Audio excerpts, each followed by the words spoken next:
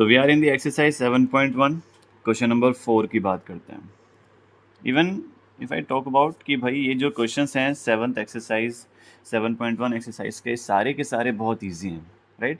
Question number first, second and third I have already uploaded and now we are talking about question number 4. See किसी भी question को start करने से पहले सबसे पहला काम ये होना चाहिए कि उस क्वेश्चन में क्या दिया हुआ है वो हमें मालूम होना चाहिए. सबसे पहले आपका काम होना चाहिए इस फिगर को पढ़ना एंड क्वेश्चन में जो दिया हुआ है उसको पढ़ना, right. We have two things. अब सबसे पहले हमें दे रखा है लाइन के अंदर L and M are two parallel lines. अब ये दो पैरेलल लाइंस हैं. अब जैसे मेरे सामने एक वर्ड आया पैरेलल लाइंस, हमें पता होना चाहिए पैरेलल लाइंस की कौन कौन सी प्रॉपर्टीज होती हैं. Okay, so let's talk about the properties of parallel lines.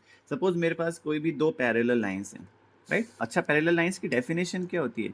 कोई भी दो लाइंस आपस में पैरेलल तब बनती हैं जब उनके बीच की जो डिस्टेंस होती है वो हमेशा कांस्टेंट रहती है, हमेशा सेम रहती है, सेम टू सेम. अगर मैं यहाँ पे 5 सेंटीमीटर ले रहा हूँ डिस्टेंस, तो इन दोनों के बीच में जहाँ पर भी मैं आगे जाऊँगा वहाँ पर सब जगह 5 ही डिस्टेंस रहेगी.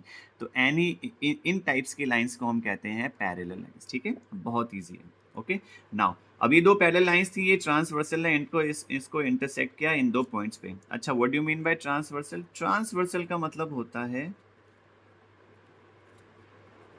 Intersecting line. अब इंटरसेक्टिंग लाइन के बारे में आप जानते हो, ऐसी कोई भी लाइन जो आपस में एक दूसरे को इंटरसेक्ट करती हैं उसको इंटरसेक्टिंग लाइन कहते हैं. नाउ जैसे ये दो पैरेलल लाइंस को इसने इंटरसेक्ट किया तो हमारे पास कुछ एंगल्स होते हैं जो आपस में इक्वल हो जाते हैं, कुछ की वैल्यूज 180 के इक्वल हो जाती है. वो कौन कौन से एंगल्स होते हैं इसके बारे में I will make another video related to 6th chapter जो है आपका which is lines and angles, उसमें हम बात करेंगे. यहाँ पर हमें इस क्वेश्चन में क्या समझना है? हमें समझना है ऑल्टरनेट इंटीरियर एंगल्स कौन से होते हैं. तो let's talk about the trick by which we can remember this type of angle.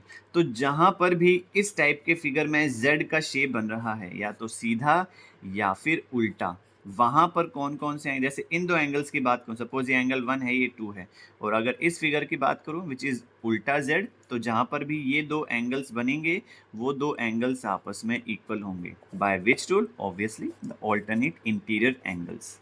Okay, now let's talk about the question which is present in the exercise 7.1. ये था हमारे पास क्वेश्चन. अब अपने पास क्या क्या गिवन है? अच्छा, सबसे पहले क्वेश्चन का डायग्राम हमको बनाना है. अब मेरे पास ये डायग्राम, राइट, ये दो जो लाइंस हैं वो एक दूसरे को इंटरसेक्ट कर रही हैं. अब ये लाइन है P और ये लाइन है अपने पास Q, और ये जो लाइन है that is my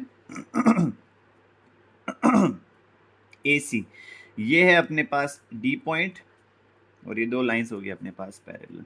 so these are the names of the points. अच्छा, अपने पास गिवन क्या क्या है इस क्वेश्चन के अंदर, सबसे पहले हम वो लिखेंगे. नाउ गिवन, इस क्वेश्चन के अंदर हमको ये दिया हुआ है कि भाई जो लाइंस हैं वो P जो लाइन है पैरेलल है Q के, और जो लाइन है L वो पैरेलल है M के. ये दो चीज़ें दी हुई हैं. अच्छा, इसके अलावा और क्या दिया हुआ है? देखो, ये दो पैरेलल लाइंस हैं intersected by another pair of parallel lines P and Q. ये हमको गिवन था, यहाँ से लेकर यहाँ तक हमको गिवन था P, Q और L और M के बारे में, तो वही हमने यहाँ पर लिख दिया सबसे पहले.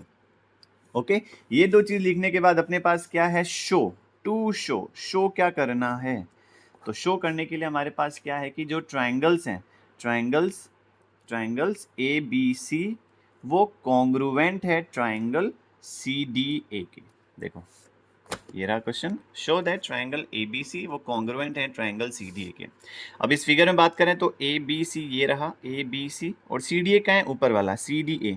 आपको बस ये चेक करना है कौन सा रूल लगाएंगे यहाँ पे हम कॉन्ग्रुवेंस वाला. ओके, तो लेट्स टॉक अबाउट. अपने पास दो ट्रायंगल्स हैं, तो इन ट्रायंगल ABC, एक बात ध्यान रखेंगे, आपको हर बार हर क्वेश्चन के अंदर गिवन लिखना है और टू शो लिखना है, उसके बाद ही स्टार्ट करना है आगे वाला process. Okay, in triangle ABC and triangle CDA.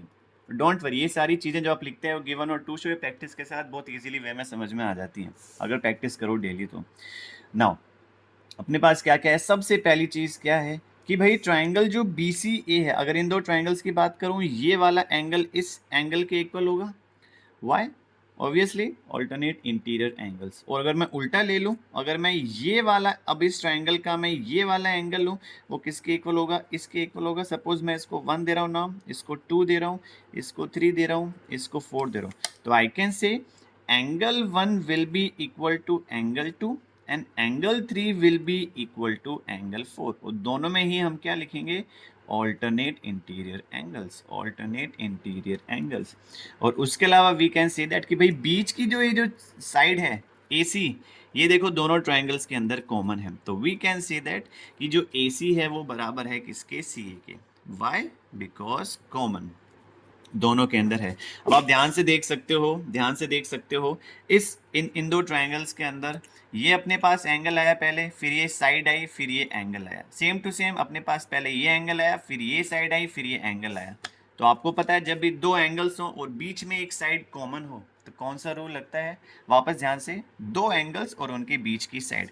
तो दो एंगल्स लिए हमने और उनके जो बीच में है वो इंक्लूडेड साइड, तो कौन सा रूल लगेगा, तो बाय ASA रूल हम कह सकते हैं ये दो जो ट्राइंगल्स हैं ABC congruent to CDA। very very easy, and with that we have completed this question. Let's talk about the question number 5 in another video. Thank you so much.